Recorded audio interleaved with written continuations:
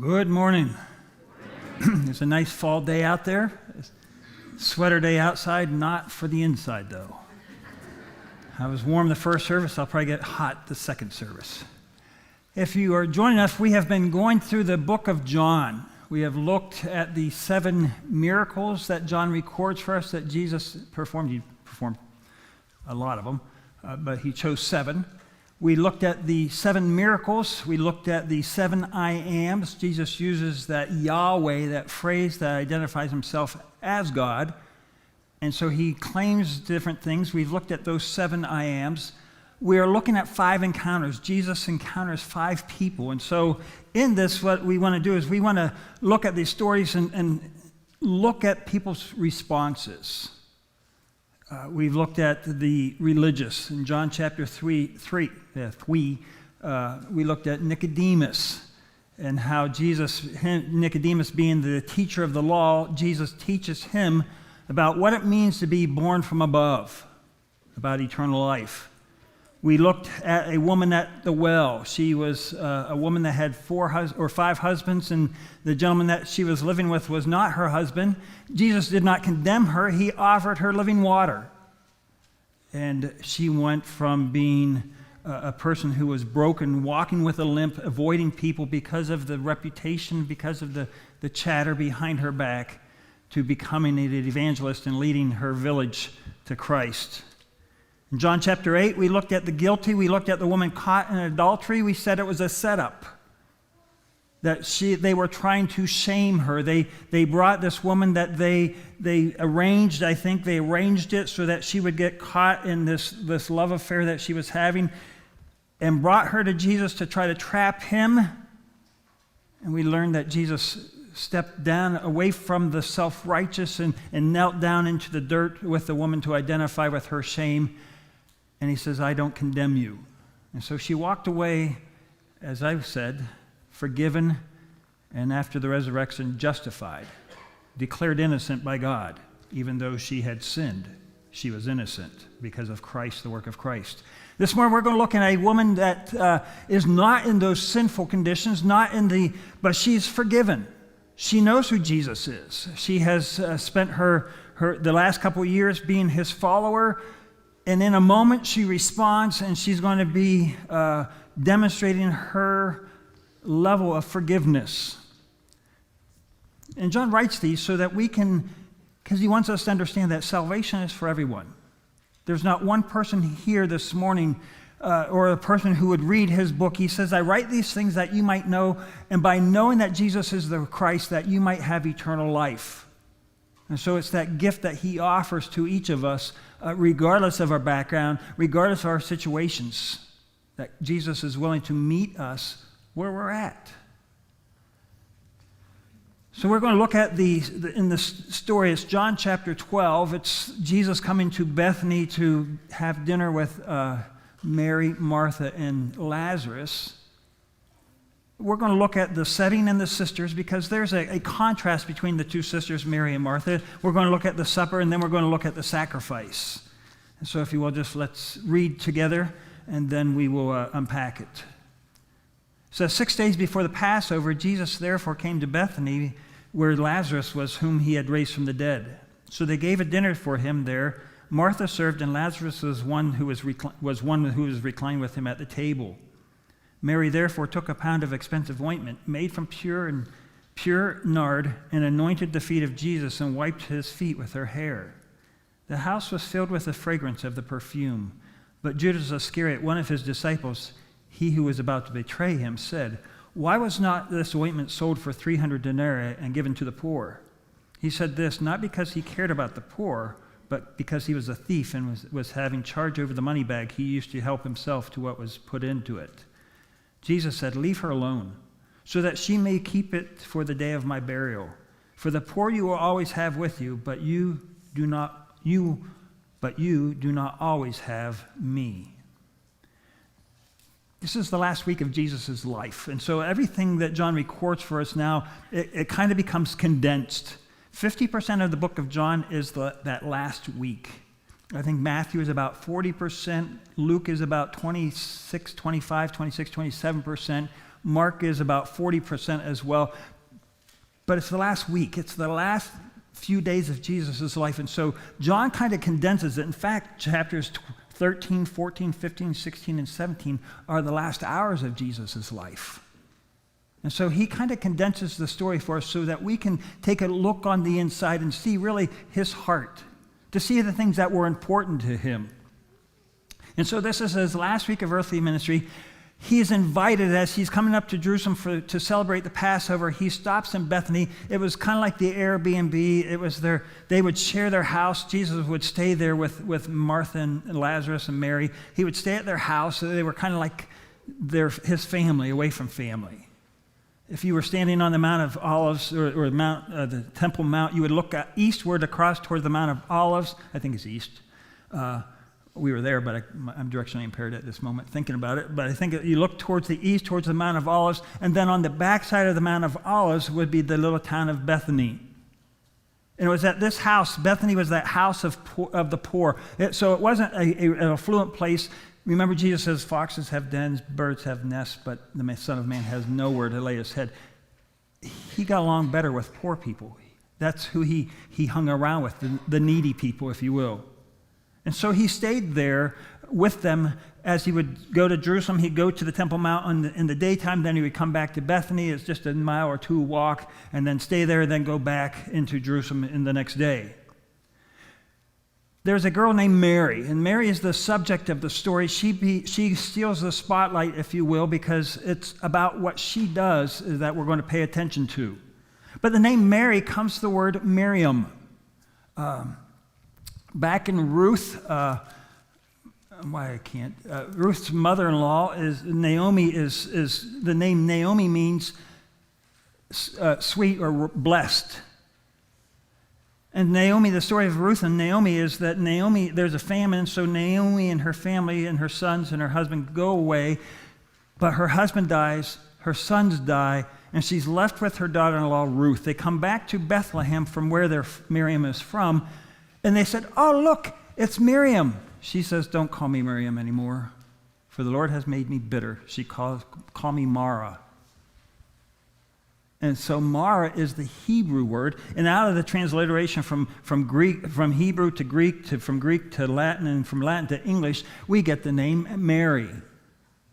Mary means bitter. And it's this idea that if you look at the Marys, there are actually 6 Marys recorded in, 6, maybe 7 Marys, depending on if there's an overlap on a Mary, we're not sure. But there are 6 Marys in the New Testament recorded. Mary, the mother of Jesus, which the angel says that the sword will pierce her heart because of her firstborn being killed. She doesn't know this, but it says that she treasures all this up in her heart. So we have Mary, the mother of Jesus. We have Mary. We have Mary Magdalene. We have Mary, the wife of Clopas, who was kind of like a group of Marys that would just travel with Jesus as he was. And they would be at the foot of the cross, as John records this for us in John chapter 20, 19:20, that they were there at the cross at the crucifixion. There's a Mary that Paul talks about in Romans chapter 16 that is kind of a co-worker, a partner with him in the gospel. And so Mary is the popular name. It's kind of like if you were in our church, you would be called, as a girl, you'd be called Harper. I think there are like 4 Harpers in our church. It's a popular name. And thus it was with Mary. But Mary she's different.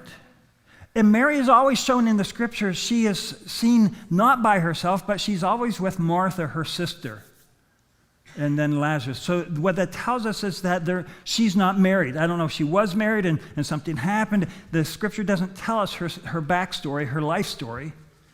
But she's always seen with her sister Martha and her brother Lazarus, and she's often the contrast. If you have a sister, you kind of, sometimes sisters are like, they're like peas in a pod, but then there's other times they're like oil and water. They just don't mix. They're just, they're opposites sometimes. And that's how Mary and Martha was. There's a story that's recorded for us. It says that now as they went on their way, Jesus entered the village, and a woman named Martha welcomed him into her house. It's this Martha. And she had a sister called Mary who sat at the Lord's feet and listened to his teachings. But Martha was distracted with much serving. And she went up to him and said, Lord, do you not care that my sister has left me to serve alone? Tell her then to help me. But the Lord answered her, Martha, Martha, you are anxious about and troubled about many things, but the one thing is necessary. Mary has chosen the good portion, which will never be taken away from her. So Martha is the worrier. Martha is the one that has to have all the silverware set nicely against the plates and all the things nice and neat on the table, that all the things have to be in place. But Mary's not that way.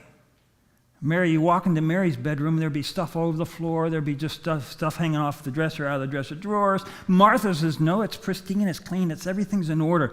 And Martha said, Lord, will you tell her to be like me? And Jesus says, Martha, Martha, Martha, you worry about so much in your life and you're missing it. Mary has picked the better thing. And so there's always that contrast. And I can imagine at that moment there became a competition. There became a better type of a feeling between Mary towards Martha. You're always telling me what to do. You're always trying to make me like you. Jesus doesn't, though. And so there's that contrast between the two of them. And so in that setting, Jesus comes, and what has happened is there was a party, there's a supper now, because just a month prior to this, Lazarus had died. Lazarus was sick. In fact, Mary and Martha sent a message to Jesus saying, the one whom you loved is sick. And so Jesus says, let's wait a couple more days. And this is one of the miracles that we looked at. In fact, this is the raising of Lazarus is Jesus' greatest earthly miracle next to his own resurrection. It's his greatest earthly miracle because when Lazarus dies, Jesus waits. And then he waits and he comes back, and then when he shows up at Lazarus, he's already been buried. He's been dead for 4 days when Jesus raises him from the dead. But he did that on purpose because in Jewish custom it was that if you died, they believed that your spirit would hover near the body for 3 days. And so there was always a chance that you could come back. But 4 days, you were dead. There's no chance. And so Jesus demonstrates his power and his authority over death by bringing Lazarus back from the dead. And that's why Jesus says the Son of Man must be dead 3 days and 3 nights. Because he had to be dead, so that his resurrection couldn't be questioned. It was a fact. And so the party took place during this last week of Jesus' life. Right? It's the last 6 days because he has to die on Passover. Up until this time, he has been avoiding the Pharisees. He did a miracle. He raised Lazarus, and they want to kill not only Jesus. Now the Pharisees, they want to not only kill Jesus, but they want to kill Lazarus because everybody's believing Jesus now because Lazarus is alive. Let's get rid of him. And so he has to go back out of the area of Judea to hide for a little while because he has a schedule.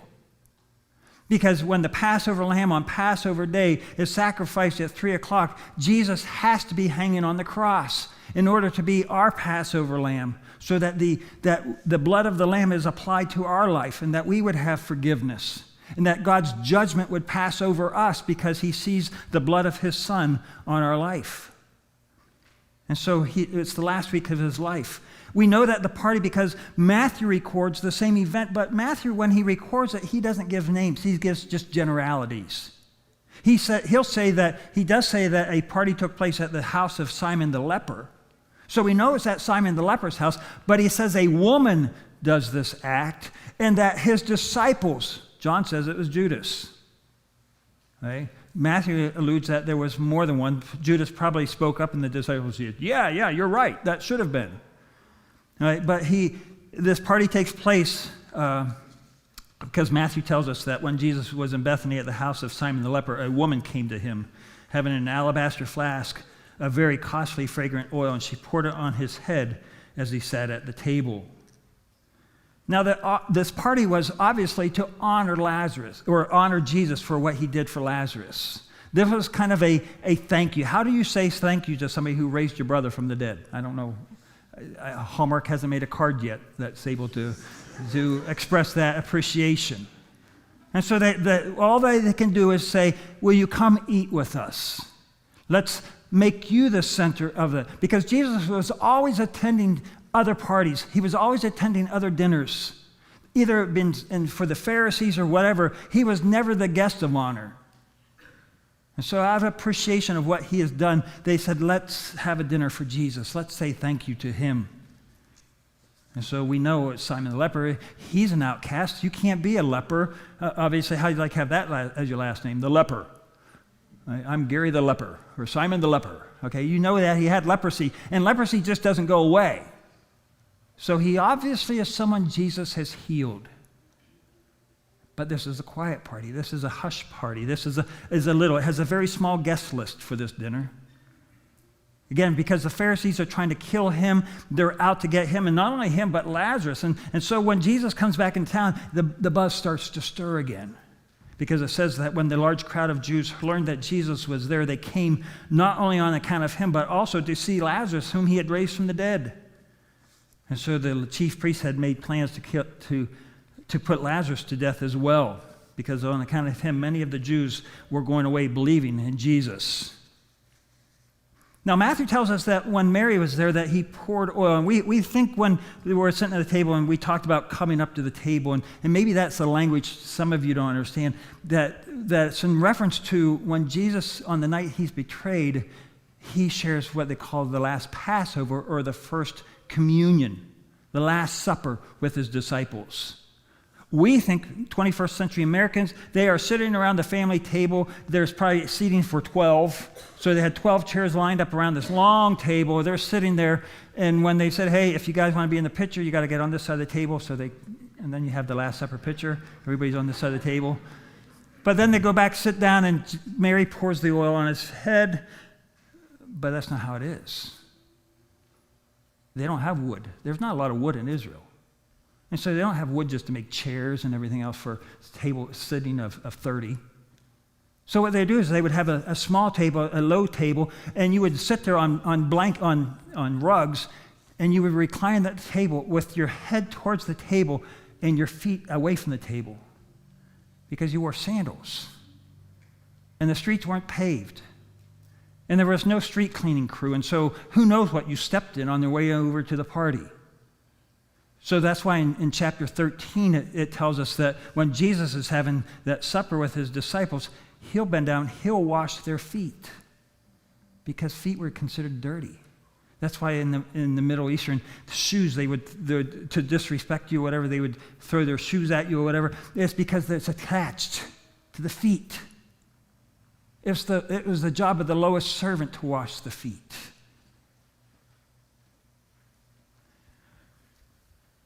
And the guests would recline at this table. And so what happens is that they are there, they're eating. And I don't imagine what the conversation, I can only imagine, hey, Lazarus, when you were dead 4 days, dude. What were you doing? Do you remember what it was like? Did you see a light? Do you remember? Did you see Elijah? Did you meet Moses? What were you doing? What was going on? I mean, just the conversations, I don't even know what they would talk about. And yet they're talking, they might be making jokes about him and everything else, whatever they were doing as guys would do around the table. But in the middle of that, this woman comes in, and it's awkward. It's awkward and that she takes this alabaster jar, as Matthew tells us, she takes it and she breaks it open and she pours it on him. Obviously, Matthew says on his head. John tells us it ends up on his feet. But it sounds like she anoints his body with this fragrance, this oil. And what we need to understand, this alabaster jar, it's a stone, it's clear stone, and they would put this nard into it. Now, we do funeral planning in life. We try to sit there and try to have all the arrangements made before we die so that the families don't have to worry about that when we die. That's all taken care of. And so we will sit there, and they say the average funeral is anywhere between $15,000 to $25,000 for your funeral, because you go and you pick out your casket, and we're going to have visitation, 2 days visitation, and then the service, and here's the cemetery and the vault and everything, and you plan it all out. Not in Israel, not in this time, not if you're poor. The only thing you could have is this perfume. It was her embalming perfume. It was perfume that they would use, that when she died, that they would take her, they would wrap her body up as they did Lazarus, and as they will do with Jesus, they will wrap the body up, and then they will pour this fragrance to cover the stench of your decay. But it's expensive. In fact, Judas sits there, and he, with his calculator, he sits there and says, that's worth a year's wages. A denarii was a day's wage. And in the Jewish calendar, it had 360 days in a year instead of 365 days in a year. And so they sit there and he says, it's worth a year. It's worth $30,000 to $50,000. What are you doing? That could have been sold. That's so foolish. That's such a waste. But for Mary, it was a sign of her love. It was an act of worship. She took her embalming, the thing that she had saved up for herself, that what every responsible Jewish person would do, she saved up for it, she bought it, it was going to be hers.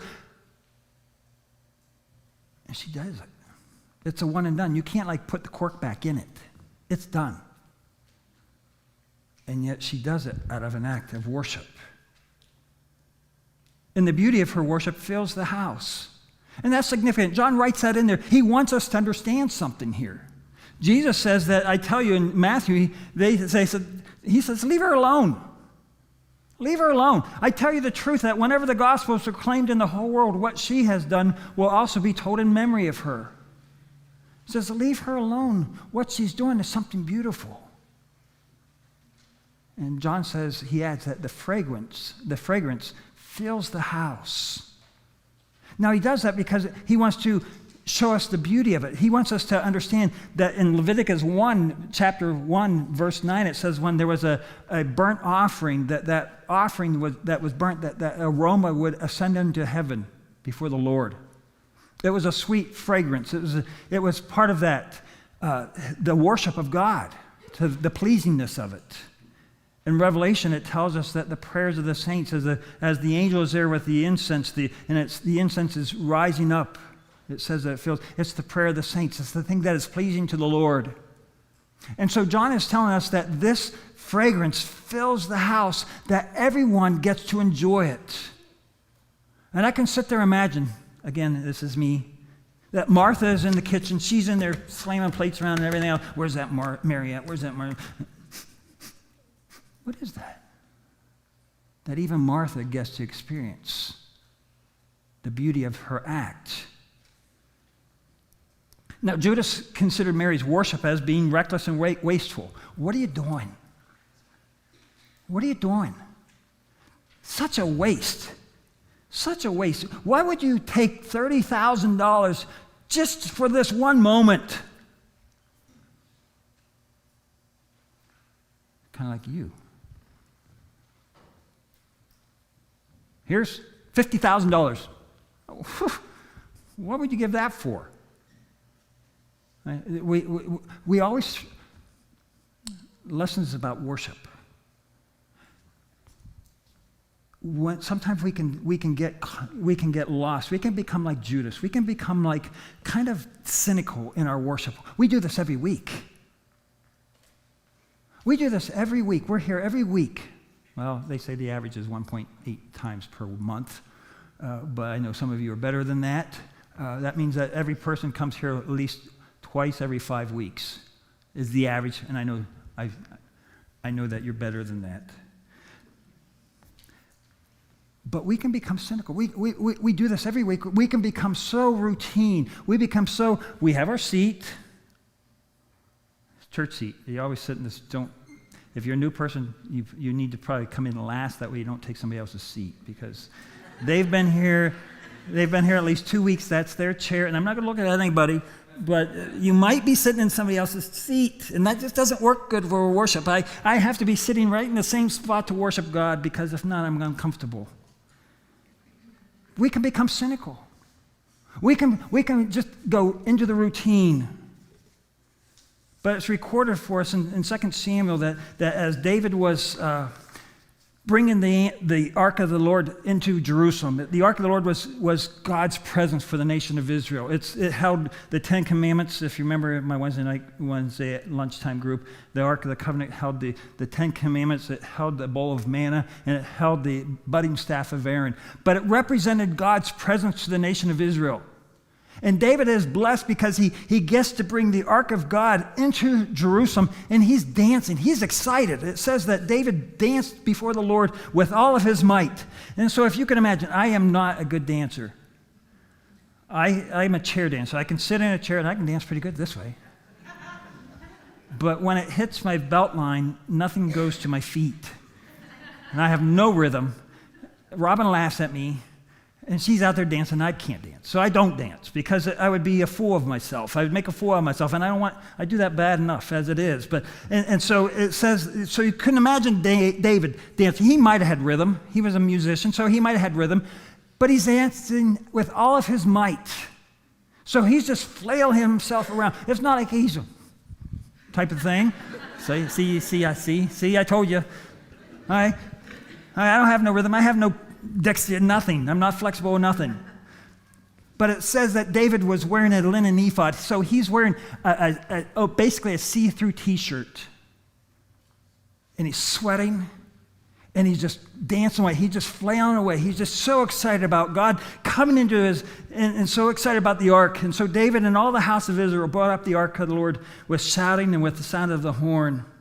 I'm going to jump down, and it says that David, they bring the ark in, he blesses the household, he gives them gifts of food offering and everything else. And then verse 20, it says that David returned to bless his household, but Michal, the daughter of Saul, remember he kills Goliath, and so Saul gives him his daughter in marriage. It's her. It's Michal.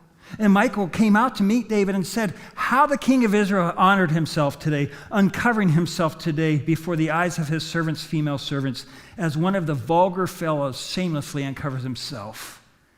And David said to Michal, it is before the Lord who chose me above your father and above his house to appoint me as prince over Israel, the people of the Lord. And I will celebrate before the Lord. I will make myself yet more contemptible than this, and I will be abased in your eyes. But the female servants of whom you have spoken, by them I shall be held in honor. And Michal, the daughter of Saul, had no children till the day of her death. It was over with. She despised David because of his worship. She despised the fact that he wanted to celebrate the fact that God had done something and that God was moving. And so she showed contempt for him. And it was over with. That relationship was done. And we can do that. When I grew up, we had 3.5 acres, and about 3 acres was mowable, and my dad wanted to make sure we did mow it. And the problem is we had a push mower. I hated Saturdays. No matter, even if my dad helped me, we would do a couple strips, and then we'd switch and do a couple strips and do a couple strips. And we'd switch. I hated it. And part of it was swamp, and so he wanted to square it off, so he jacked up, we put big wheels on the mower, jacked it up so it would hover over top the water, and I'd have to wear wading boots to mow that last portion of the field. And I hated it every Saturday. There was one Saturday, my dad was a truck mechanic at the time. He worked at nighttime, and he was becoming a preacher at the time, so he's going to school, working at night as a truck diesel mechanic. He got called into work. So Saturday, he's getting ready to work. I'm out in the driveway with him, and he says, hey, I want you to mow the yard while I'm gone. Sure. He leaves. I'm a teenage boy. What do? I procrastinate. I decide, he wants the yard mowed, but it's hot out. Our house, we're painting our house. The side of the house had stairs going up to it. I could have my radio sitting there. I could have my lemonade or iced tea on the stair. I could be sitting there. I could be in the shade, scraping the house. I even did the eaves with that tongue and groove like that ceiling there. That's tough. On a ladder.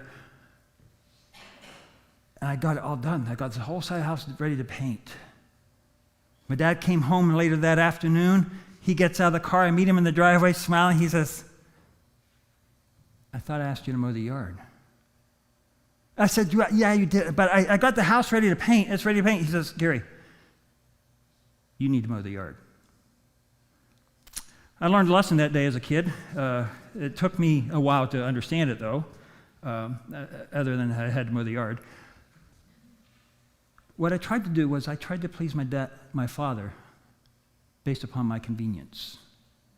I found it more convenient to try to please him in a way that was conducive to my comfort. It was more comfortable for me to be able to sit on the stairs, listen and scrape the paint and the wood and everything else. It was easier for me to do that. It was more comfortable for me to do that. It was really in line with what we were trying to do as a family anyhow, so it just made more sense that if it was about me anyhow, it should be convenient for me. And so I tried to do it with convenience. But we do the same thing with our Father, Heavenly Father. We try to worship him in our convenience. We try to be obedient in our convenience. Sometimes obedience to him is the act of worship. In fact, David says, the sacrifice of the God is a broken spirit, a broken and contrite heart, O God, you will not despise. It's that act of obedience. It's the breaking of myself, the pouring out of myself to him. It's in obedience. It's the act of worship. But it's not convenient. It's not comfortable. And so it becomes so much easier just to slip in, just to slip out, to do our church duty, to try to just do our thing. Because it's so easy. See, true worship comes out of a heart that's been forgiven. And that's where the danger is. If you've been in the church as long as I have or whatever, don't even this long. But it's so easy because our big sins, our big ones, they're way back there in the rearview mirror. They're not relevant today. My sins today aren't nearly as bad as the ones way back then. And so I don't have as much to worry about. Just a little sins, just a run-of-the-mill kind. Nothing to get upset over, nothing to be bothered about. All right, easy, people.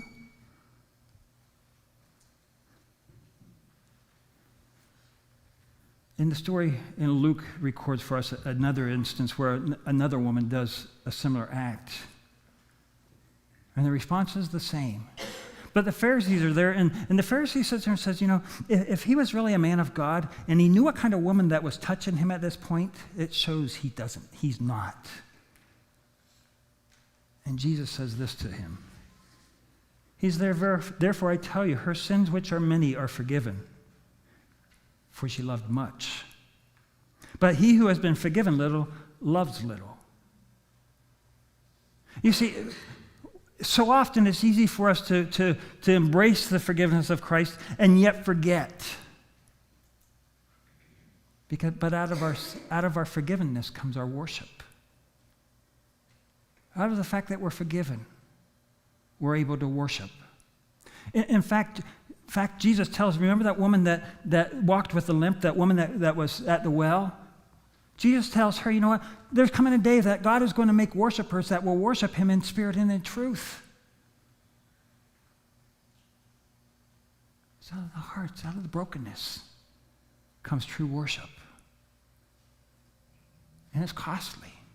It's costly because we have to acknowledge that. I have to say, although my little sins, my little white sins, my blue-collar sins or my white-collar sins or whatever, they're little, but they still nailed Jesus to the cross. He still had to pay the ultimate price, even for my little ones. And worship that doesn't cost anything, worship that doesn't cost us anything is cheap worship. See, it was meaningful. If Mary would have came and just dumped water on Jesus' feet, big deal. But it cost her something. In fact, it cost her everything. How would you like to be Lazarus? Lazarus is the guy that died. They used his up already. He's like, what am I going to do? I got to die again and I don't have my perfume. Okay, Mary's with me now. Okay, good. All right? What do you do? Worship that doesn't cost us anything. just to come in, just to sing our 3 songs, just to hear me speak or whatever, just to have that. And then we go home and we score it. I didn't like that first song. Yeah, the second song, I'd rather have sung the hymn on that one. Crown him with many crowns. Yeah, I want to sing that one. And we score it. Well, I didn't feel like the pastor said anything meaningful today. I don't feel like I'm getting fed. And we make it all about us. When worship, Mary shows us that worship costs us if we make it about him. And so the question, in fact, David says this last verse. David is there, and he wants to make an altar where the ark was, and he wants to make an altar, and he says, I want to buy this land. And the guy says, no, king, you're my king. I wouldn't charge you. I'll give you the land. And David says this. He says, no, but I will buy it from you for the price. I will not offer a burnt offerings to the Lord my God that cost me nothing. So David bought the threshing floor and the oxen for 50 shekels of silver. Life lesson. Or the question, what must we do to become better worshipers? Worshipers of God that worship him as the woman with the limp in spirit and in truth. Jesus died so you don't have to hide. Jesus died so that you don't have to shirk back, that you can come in full revelation, full revealing of God. Lord, I just want to thank you. I worship you for what you've done for me. We've lost touch of our brokenness. We have excused it, or we have maybe hidden from it too much. But Mary shows us what a woman who is forgiven is a response of true worship. What must I do to become a better worshiper? And what might it cost me? What might it cost me? Father, I want to thank you. I thank you that you do make us worshipers. Father, that rhythm or no rhythm, that, Father, we can dance before you. We can celebrate before you because of what you have done for us. Lord, you have redeemed us. You have, as the woman said, that if no one's here to condemn you, I won't condemn you either. You tell us to go and sin no more. You give us a new heart. You give us a new nature. Father, you give us a wonderful life that looks towards eternity. The Lord, that even though in this life it's painful, Father, that we know that in the end that we will be with you in heaven. And there we will worship you. And so, Father, I pray for us as a church that, Lord, that we would be known as worshipers of the Most High God. Those who have been cleansed by the blood of Christ. And Father, those who are not afraid to pay the cost to be his worshipers. Lord, I pray that you would grow us up and help us to have the mind of Christ. I pray in his name. Amen.